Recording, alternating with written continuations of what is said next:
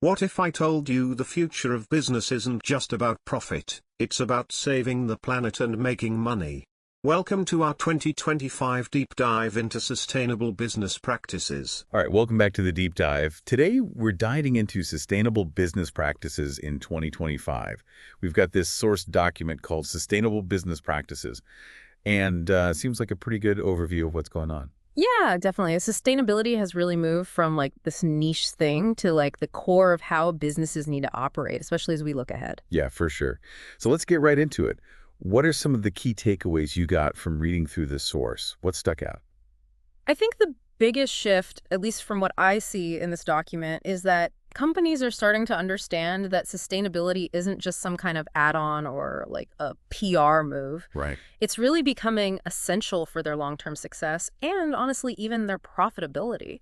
The source emphasizes this connection between environmental and social responsibility and how it can actually lead to, economic success. Okay, so it's not just about balancing profits with doing good. It's more like they're intertwined now. Yeah. But, there's still that tension, right?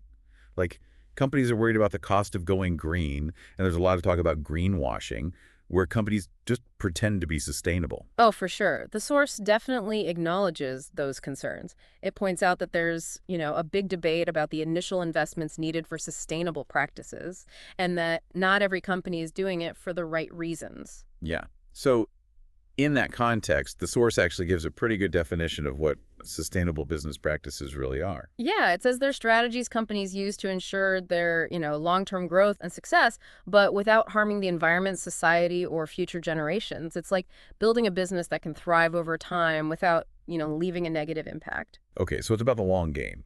But are there any immediate benefits that companies are seeing right now when they embrace these practices? Definitely. The source actually highlights a few. One of the biggest is this growing consumer demand for ethical and eco-friendly products.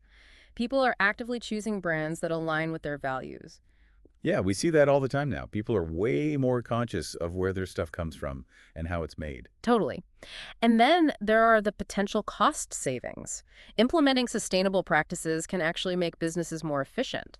Things like reducing energy consumption or waste can have a direct impact on the bottom line. Right, makes sense. And then there's, of course, the whole issue of regulatory compliance. Governments around the world are increasingly putting regulations in place to promote sustainability, so companies need to adapt. So it's like a combination of pressure from consumers, potential cost savings, and increasing regulations that are pushing businesses in this direction. Exactly. And, something else that really struck me in the document was this idea that smaller companies are sometimes better positioned to adopt sustainable practices than these huge corporations. Really? Why is that? Well, the source suggests that it's because smaller companies tend to be more agile. They have simpler structures and can make decisions and implement changes much faster. Ah, okay. So it's like they can turn the ship around more easily than a giant tanker. Yeah, exactly. Okay, so we've talked about what sustainable practices are and why they're important. Let's get into the nitty-gritty now. How are companies actually putting these practices into action? Well, the source breaks it down really well using the triple bottom line framework. Okay, the classic environment, society, and economy pillars. Right. So let's start with environment. The document emphasizes that this is all about reducing a company's environmental footprint, minimizing their impact on the planet. And what are some of the key areas companies are focusing on? Well, first and foremost, it's about reducing those carbon emissions, right? Transitioning to renewable energy sources, making their operations more energy efficient, that kind of thing. Right, making sure they're not contributing to climate change. Exactly. And then the second key area is, the shift to using renewable energy sources. Think solar, wind power, geothermal, anything that moves us away from fossil fuels. Yeah, that's a big one. And then there's waste reduction.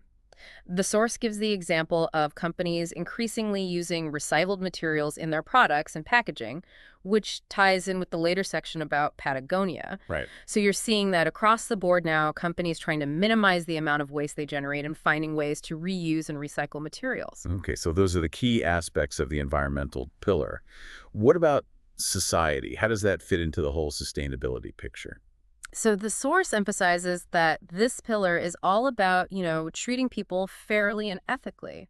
It highlights a few crucial aspects. First, it's about fair labor practices, ensuring that workers throughout the supply chain are treated ethically and paid fairly. Yeah, so it's not just about the company's own employees, but everyone involved in getting their products to market. Right. And second, it's about actively supporting the communities in which the business operates, giving back and being a good neighbor. That makes sense. And then third, it's about maintaining a high standard of ethical conduct in all of the company's dealings, being transparent and accountable. And we see examples of this, right? The source mentions companies like Ben & Jerry's with their long-standing commitment to social justice and using fair trade ingredients. Yeah, they're a great example. It shows that companies can actually build their business around their values. Okay, so we've covered environment and society. Now let's talk about the third pillar, the one that often gets the most attention, economy. Right. The source makes it very clear that sustainability is not just about doing good. It's also about ensuring long-term economic viability. So it's not just about spending money on eco-friendly initiatives. It's about making sure the business can actually survive and thrive over time. Exactly. The document highlights the importance of, maintaining long-term profitability and fostering innovation. So finding new ways to do things, being more efficient, adapting to changing market demands, that kind of thing. Precisely. The source even uses Tesla as an example here. While they're obviously known for electric vehicles, they're also investing heavily in renewable energy and battery technology. Right, and those investments are actually helping them reduce their long-term operating costs. Exactly. It's like a win-win situation. They're reducing their environmental impact and saving money in the long run. Okay, so that's how the triple bottom line comes together. Now, the document also has some really interesting real-world examples of companies that are actually putting these practices into action. Yeah, let's dig into those. Let's start with Patagonia. They're like the poster child for sustainability. Yeah, and the document highlights their commitment, and we have some additional resources here. What's really impressive is how deeply they've integrated sustainability into their entire business. Right. It's not just a marketing gimmick for them. No, not at all. They use recycled materials, obviously, but they also have this program called Wornwear, where they repair and reuse their products, which is amazing. Yeah, I love that. They're actually encouraging people to keep their clothes for longer. And they even donate a significant portion of their profits to environmental causes. Plus, they've declared Earth as their only shareholder. Yeah, that's a powerful statement. Okay, so Patagonia is setting a high bar. What about Tesla? They're doing some pretty innovative things too. Definitely. The source points to their 2023 impact report, which highlights that their customers have already avoided over 20 million tons of CO2 emissions by using their electric vehicles. Wow, that's huge. Right. And they're also putting a lot of effort into battery recycling, which is crucial for making electric vehicles truly sustainable in the long run. Yeah, that's something a lot of people don't think about. It's all part of creating a more circular economy, like we talked about earlier. Okay, and then we have Ben & Jerry's. We already touched on their fair trade practices, but what else are they doing? Well, the source explains that they're really committed to a whole range of social initiatives, like promoting gender equality and environmental protection within their supply chain. They're really trying to use their business to make a positive impact on the world. Yeah, they've always been very vocal about their values. Exactly. And the document even includes a table summarizing Patagonia's practices, highlighting specific things like how they take responsibility for their environmental impact, support grassroots activism, and even offer more environmentally friendly shipping options. So it's all these like smaller choices that add up to a big impact. Yeah, it shows how sustainability can be integrated into every aspect of a business. Okay, so we've looked at some inspiring examples, but what about the future? What are some of the trends in sustainable business practices that we can expect to see in 2025 and beyond? Well, the source points to a few really interesting developments. First, there's this move towards increased transparency and reporting. Yeah, companies are facing more scrutiny now than ever before. Exactly. The document mentions the EU's Corporate Sustainability Reporting Directive, or CSRD, as an example of this.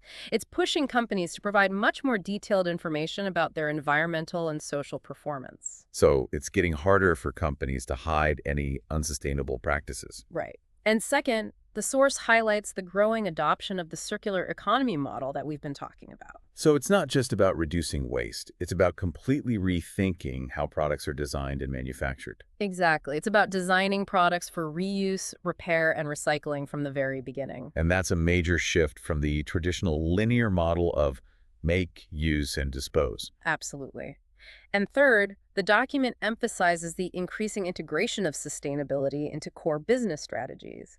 It's becoming less of a separate initiative and more of a fundamental part of how companies operate. So it's not just a PR stunt anymore. It's really becoming part of the DNA of successful businesses. Exactly. And of course, technology continues to play a huge role in all of this. Oh yeah, the source mentions advancements in renewable energy technologies, the use of blockchain for supply chain transparency, and even these futuristic things like direct air capture of carbon dioxide. So technology is providing new tools and solutions to help companies become more sustainable.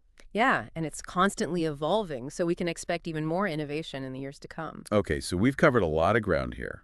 But let's be real for a minute. Implementing these sustainable practices isn't always easy, right? Definitely not. The source acknowledges some of the challenges. For some companies, the initial investment costs can be significant. Yeah, especially for smaller businesses with limited resources. Right. And managing complex global supply chains to ensure sustainability at every stage is another major hurdle. Plus, there's the risk of greenwashing, where companies make misleading claims about their sustainability efforts. Yeah, that can really damage consumer trust. Totally. The source even mentions the criticism some companies are getting for not being transparent enough about their supply chain emissions. So there are definitely obstacles to overcome. But what about the flip side? What are the benefits for companies that genuinely commit to sustainable practices? Well, the source highlights several. First, there's the potential for cost savings through energy efficiency and waste reduction, which can be significant over time. So sustainability can actually be good for the bottom line. Exactly. And then there's the impact on brand reputation. Consumers are increasingly choosing brands that align with their values, and that can be a huge competitive advantage. Yeah, it's not just about attracting customers. It's also about attracting and retaining talent.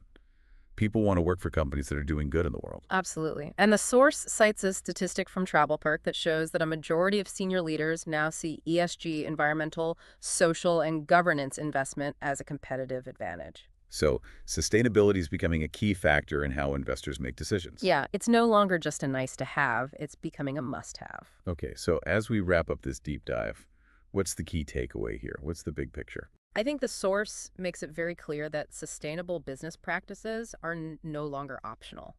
They're becoming essential for long-term success. So it's a combination of doing the right thing and doing what's good for business. Exactly.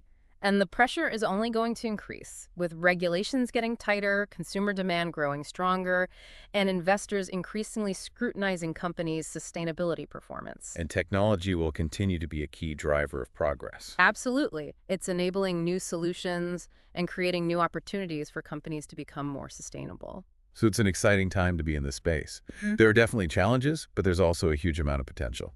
Yeah, I think it's clear that sustainability is going to continue to shape the business world in profound ways in the years to come. Well, thanks for taking this deep dive with me. It's been a really insightful conversation. And for our listeners, as you go about your day, think about how the things we've discussed might impact your own choices and decisions. It's not just about businesses, it's about all of us. Thanks for listening. Don't forget to subscribe to stay updated with our latest content. If you find this video helpful, like to support us, comment to share your thoughts, and share to spread the value to more people. Thank you for being part of our community.